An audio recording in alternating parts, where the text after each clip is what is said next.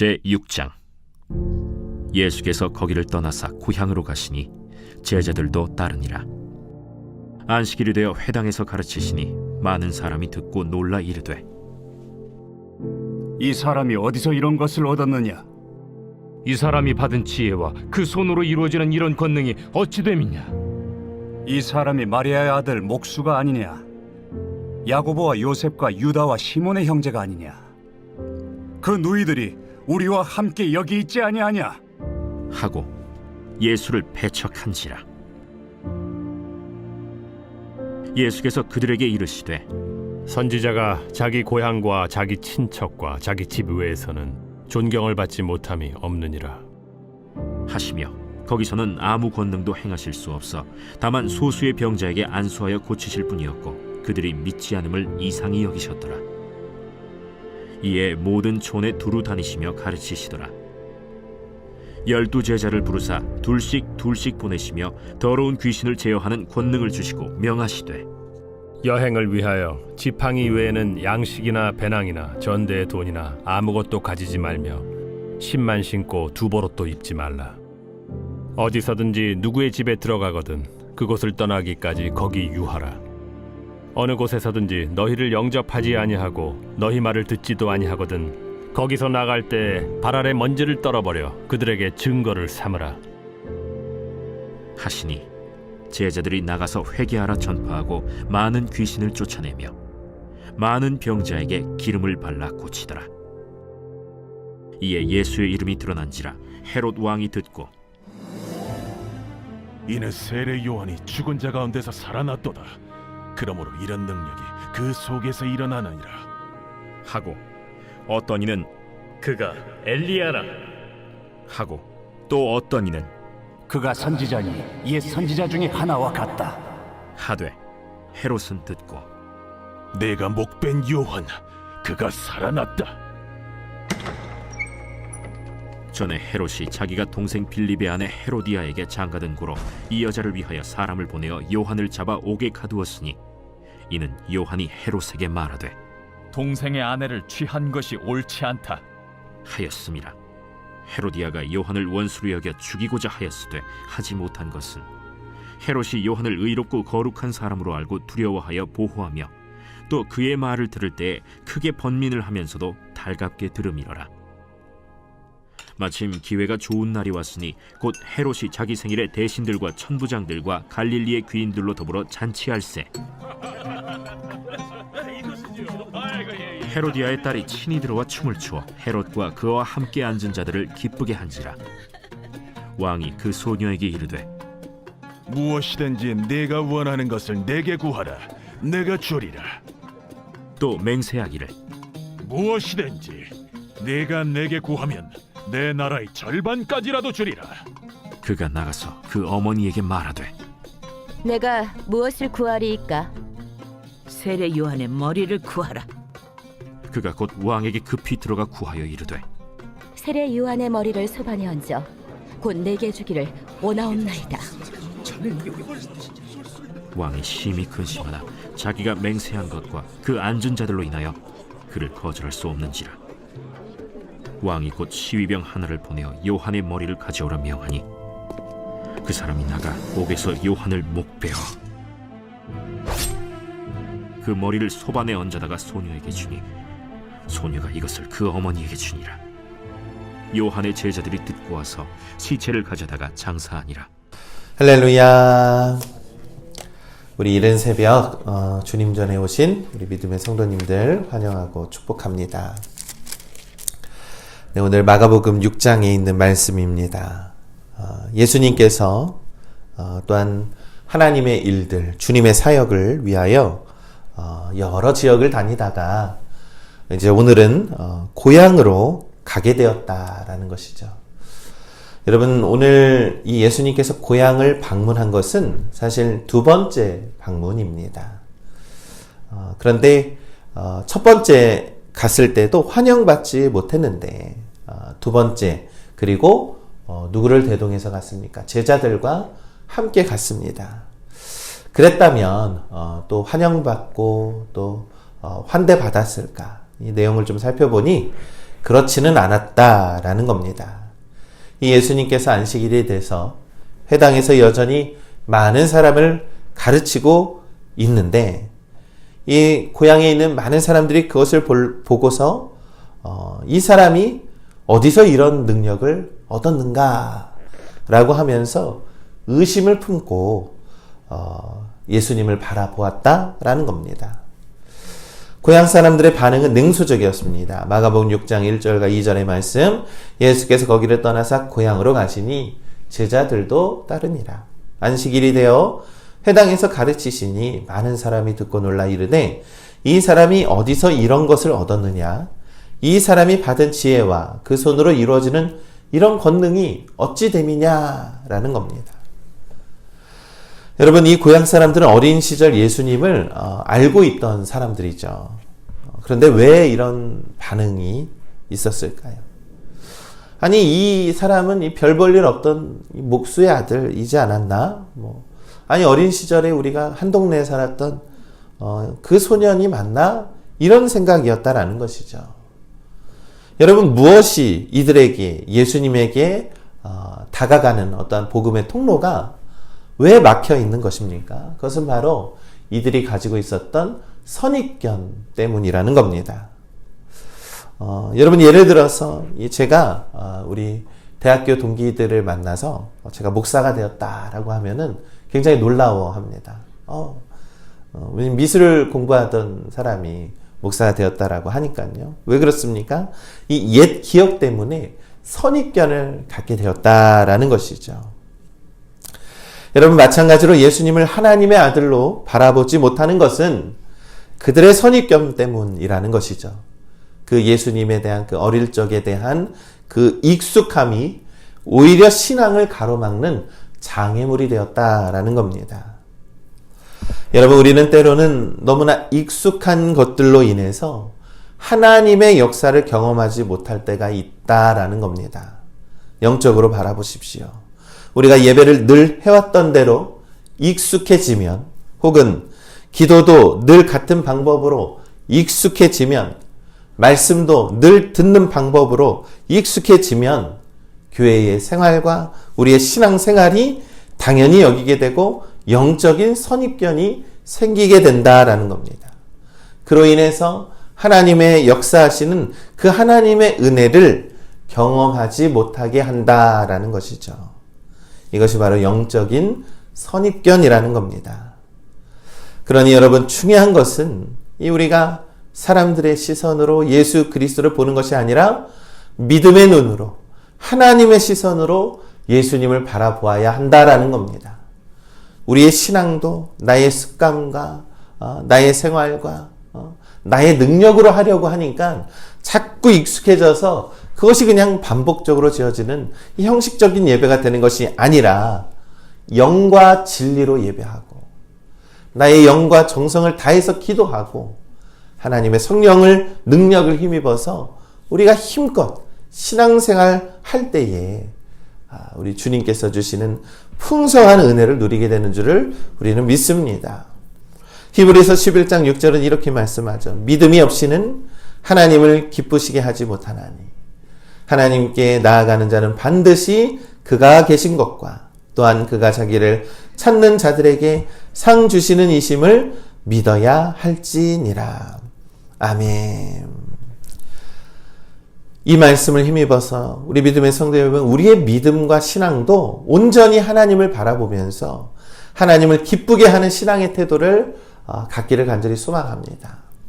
여러분, 성경을 더 살펴보면 이 예수님께서는 많은 동네에서 기적을 일으켜 세웠는데 이들의 선입견 때문에 고향에서는 많은 믿음의 일들이 일어나지 못하였다라고 성경은 기록을 합니다. 5절의 말씀을 보니 거기서는 아무 권능도 행하실 수 없어 다만 소수의 병자에게 안수하여 고치실 뿐이었더라. 우리 믿음의 성도 여러분, 우리가 익숙함에 젖어서 우리 스스로 하나님의 은혜를 스스로 막아버릴 때가 있다라는 겁니다. 그런 것이 아니라 온전히 나의 육신과 나의 능력으로 주님을 믿는 것이 아니라 우리가 믿음의 눈으로 성령님을 의지하여서 주 예수 그리스도를 바라보시고 모든 시간과 모든 예배 시간을 온전히 영과 진리로 나아가는 우리 믿음의 성도님들 되시기를 간절히 소망합니다. 이 또 한 가지 고향 사람들의 이 마음 속에는 이 배척하는 마음이 있었다라는 겁니다. 이 마가복음 6장 3절의 말씀을 보니 이 사람이 마리아의 아들 목수가 아니냐, 야곱과 요셉과 유다와 시몬의 형제가 아니냐, 그 너희들이 우리와 함께 여기 있지 아니하냐 하고 예수를 배척한지라. 여러분, 사실 이 말씀에서 이 사람이 마리아의 아들이 아니냐라고 하는 표현은요, 굉장히 예수님을 비하하는 말입니다. 왜 그렇습니까? 그냥 쉽게 얘기해서 과부의 집 아들 아니야? 이렇게 무시하는 언사였다라는 것이죠. 여러분, 유대 사람들은 이 남자 중심의 사회였기 때문에 마리아의 아들이 아니라 아버지의 이름을 딴 아들, 이렇게 표현을 했어야 되는데 어머니의 이름을 딴 아들이라고 표현하는 것은 이 예수 그리스도를 굉장히 비하하는 그러한 말이라는 겁니다. 두 번째 방문한 이 마을 사람들은, 이 고향 사람들은 예수님을 알고 있다라고 하는 선입견과 이 옛날 기억 때문에 이 사람은 굉장히 보잘것없는 사람이다 라고 하는 그런 생각 때문에 예수님을 배척했다. 그리고 또한 예수님은 제자들과 함께 고향에 왔습니다.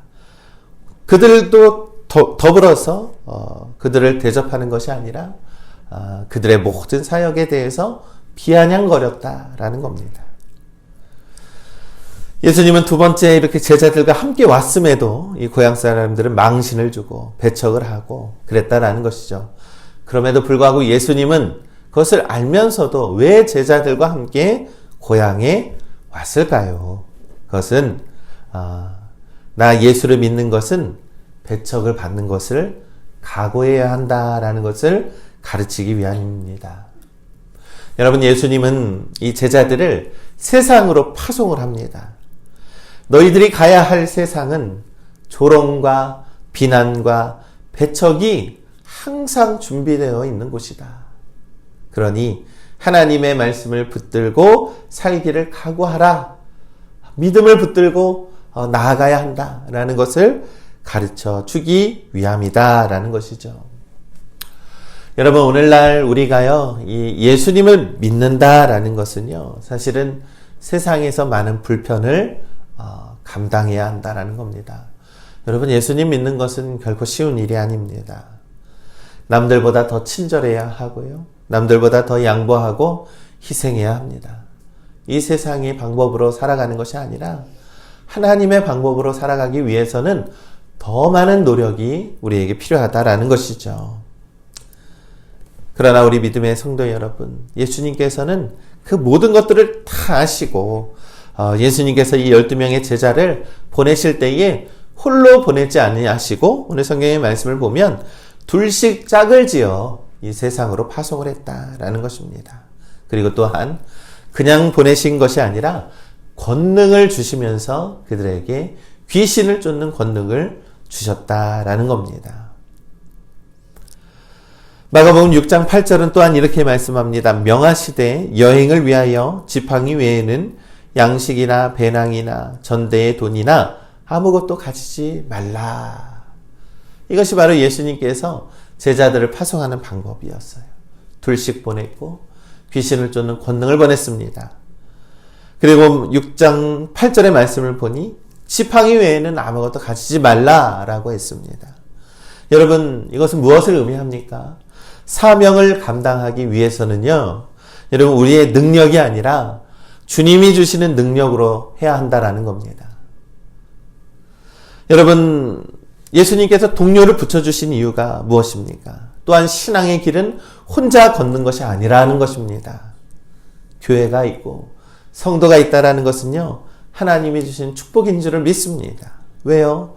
우리가 서로 격려하고 서로 도우면서 서로 앞에서 밀어주고 뒤에서 앞에서 끌어주고 뒤에서 밀어주는 이 협력의 관계로 사명을 감당하라고 하셨다라는 겁니다. 그리고 또한 예수님께서 여행을 위해서 지팡이 외에는 아무것도 가지지 말라라는 겁니다. 돈이나 음식이나 여벌의 옷도 가지지 말라고 했습니다. 사명이라는 것은요, 물질이나 환경이나 여러 가지 갖추어진 걸로 하는 것이 아니라 오직 하나님만을 의지하며 감당하라라는 것입니다. 여러분, 내가 가진 것이 많아서 더 많은 사명을 감당할 수 있는 것이 결코 아닙니다. 내가 가진 것으로 하려 하지 마시고 오직 하나님이 주시는 힘으로 사명을 감당하기를 간절히 소망합니다. 여러분, 우리가 신앙생활을 하면서도 우리가 봉사하는 것도요, 내 힘으로 하는 것이 결코 아닙니다. 이 베드로전서 4장 11절에는 이렇게 말씀합니다. 만일 누가 말을 하려거든 하나님의 말씀을 하는 것과 같이 하고 누가 봉사를 하려거든 하나님이 공급하시는 힘으로 하는 것 같이 하라. 하나님이 주시는 힘으로 봉사하라는 것입니다. 여러분, 우리는 때로는 세상 사람들에게 많은 외면을 당하게 됩니다. 왜냐하면 이 세상 사람들이 예수님을 믿는 사람들을 오히려 더 불신하고, 또한 우리 역시 오늘날 이 세상에서 많은 실망을 주었다라는 것이죠. 여러분, 그러나 신앙생활을 하다 보면 거절과 핍박은 경험할 수 있는 것입니다. 우리가 전도를 하더라도요, 어떤 사람들은 반갑게 맞아주기도 하지만 또 어떤 사람들은 굉장히 냉소적으로 우리를 배척하기도 하지 않습니까? 그러나 낙심하지 마시고 내게 주어진 사명 온전히 주님이 주시는 힘으로 감당하시기를 간절히 소망합니다. 이 마지막 때에 하나님의 마음이 식어지고 거짓 선지자들이 가득하다라고 할지라도 주 예수 그리스도의 복음을 붙들고 예수님의 사랑을 실천하는 우리의 사명을 놓치지 말고 최선을 다해서 해야 한다. 그것이 바로 주님께서 우리에게 주신 사명이라는 것을 믿으시길 간절히 소망합니다. 그러니 우리 팔복영광교회 우리 성도들은요, 함께 격려하고 칭찬하고 힘이 되어주면서 하나님이 주시는 힘으로 봉사하시기를 간절히 소망합니다. 오늘 이 마지막 세례자 요한의 이 순교의 이야기가 나옵니다. 이것은 지금까지의 말씀과 이 연관이 되어 있습니다. 바로 세상을 향해서 파송받아 나아가지만 세상의 권력과 많은 악의 세력들이 얼마나 이 세상을 타락하게 했는지를 보여주는 그러한 영적인 교훈이 담겨 있습니다. 마가복음 6장 14절에 이에 예수의 이름이 드러난지라 헤롯 왕이 듣고 이르되 이는 세례 요한이 죽은 자 가운데서 살아났도다. 그러므로 이런 능력이 그 속에서 일어나느니라 하고, 여러분, 예수님께서 많은 사람들을 살리니까 헤롯이 그 소문을 들었습니다. 그런데 성경은 무엇이라고 합니까? 두려워한다라는 겁니다. 여러분, 왜 두려워했습니까?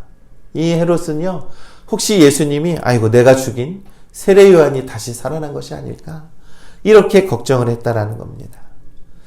여러분, 이 세상의 권력을 가진 자들이 겉으로는 강해 보이지만 실상은 그들의 죄로 인해서 그들은 두려워할 수밖에 없습니다. 왜냐하면 예수님을 두려워하는 이유는요, 자신의 죄가 예수님을 만나게 됨으로써 낱낱이 드러나게 될까, 그것을 두려워한다는 겁니다. 여러분, 헤롯의 죄는 무엇입니까? 이 마가복음 6장 17절에 전에 헤롯이 자기가 동생 빌립의 아내 헤로디아에게 장가든 고로 이 여자를 위하여 사람을 보내어 요한을 잡아 옥에 가두었으니, 이 세례 요한은요, 헤롯에게 동생의 아내를 취하는 것은 마땅하지 않습니다. 안 됩니다. 라고 단호하게 말했습니다. 공의를 얘기한 겁니다. 올바른 말을 한 겁니다. 그러나 권력자 앞에서 올바른 말을 하는 사람은 언제나 늘 불행했습니다. 마찬가지였습니다. 세례 요한을 미워했던 헤로디아의 말에 따라서 요한을 감옥에 가두었습니다. 그리고 헤로디아의 딸이 연회에서 춤을 추었고 헤롯은 그녀에게 무엇이든 주겠다라고 맹세를 하죠. 그녀는 어머니의 사주를 받아 세례 요한의 머리를 요구했습니다. 헤롯은 마음이 괴로웠지만 이 사람은 공의로운 사람이고 이 사람이 하는 말은 틀린 것이 아니기 때문에 그래도 그냥 감옥에 가두었지만 이제는 체면 때문에 어쩔 수 없이 요한을 죽이게 되었다라는 것이죠. 여러분, 헤롯은 처음에는 그냥 요한을 가두는 것에 끝났습니다. 그러나 결국 그를 죽이는 죄를 저지르게 됩니다. 여러분, 죄는요, 언제나 더 큰 죄를 부르게 된다라는 것이죠. 작은 타협이 결국 돌이킬 수 없는 결과를 가져오게 한다라는 겁니다. 여러분, 우리도 마찬가지입니다. 작은 거짓말, 작은 탐욕, 작은 불순종으로부터 큰 죄로 이어진다라는 거예요. 여러분, 세상을 살면서 믿음을 지키는 것이 너무나도 어렵다라고 했습니다. 그러나 이 세상에서 이번 한 번만, 딱 한 번만 타협하면 여러분, 그것으로 인해서 우리는 변질된다는 거예요. 우리는 죄로 인해서 얼룩지게 된다는 겁니다. 그러니 우리 믿음을 지키는 것은요, 나의 희생을 각오하지 않고는 결코 지켜낼 수 없다라는 사실을 기억해야 합니다. 여러분, 세상 속에서 진리를 붙들고 살아간다라고 한다면 여러분, 내 것을 먼저 비워내야 합니다. 나의 희생 없이 어떻게 그것을, 이 세상을 이길 수 있는 힘을 얻을 수 있겠습니까? 로마서 1장 17절은 말씀합니다. 복음에는 하나님의 의가 나타나서 믿음으로 믿음에 이르게 하나니 기록된 바 오직 의인은 믿음으로 말미암아 살리라 함과 같으니라. 아멘. 여러분, 세상은 끊임없이 우리에게 타협하라라고 요구를 합니다. 그러나 세례 요한처럼 하나님의 진리를 붙잡고 믿음으로 담대하게 나아가시기를 간절히 소망합니다. 핍박이 있을지 모릅니다. 위협이 있을지 모릅니다. 그럼에도 불구하고 우리는 주님의 복음을 맡은 자로서, 주님의 믿음을 믿는 자로서 믿음으로 살아가야 한다는 것이 바로 우리들의 삶이요, 우리들의 사명인 줄을 믿습니다. 사랑하는 우리 믿음의 성도 여러분, 이처럼 세상은 너무나도 영적으로 타락한 권세자들, 영적으로 타락한 세상들, 사람들은 조롱하고 비방하고 참된 진리를 왜곡하면서 오늘날 예수님으로 가지 못하게 하는 많은 사단의 계략들이 너무나도 판을 치고 있는 세상입니다. 그러나 믿음의 성도 여러분, 우리가 믿음을 붙들고 살아간다라는 것은 우리의 사명이요, 비록 핍박과 고난과 나의 희생이 따를지라도 많은 생명을 살리는 일에 앞장서는 것이 주 예수 그리스도께서 우리에게 가르쳐 주신 복음의 사명인 줄 믿습니다. 여러분, 힘들고 어려워도 주님을 믿는 것은 힘듭니다. 그런데요, 그 힘들고 어려운 그 희생의 길에 주님의 축복과 사랑이 가득한 줄을 우리는 너무나도 잘 알고 있습니다. 그러니 우리 그런 믿음의 길을 가시기를 간절히 소망합니다.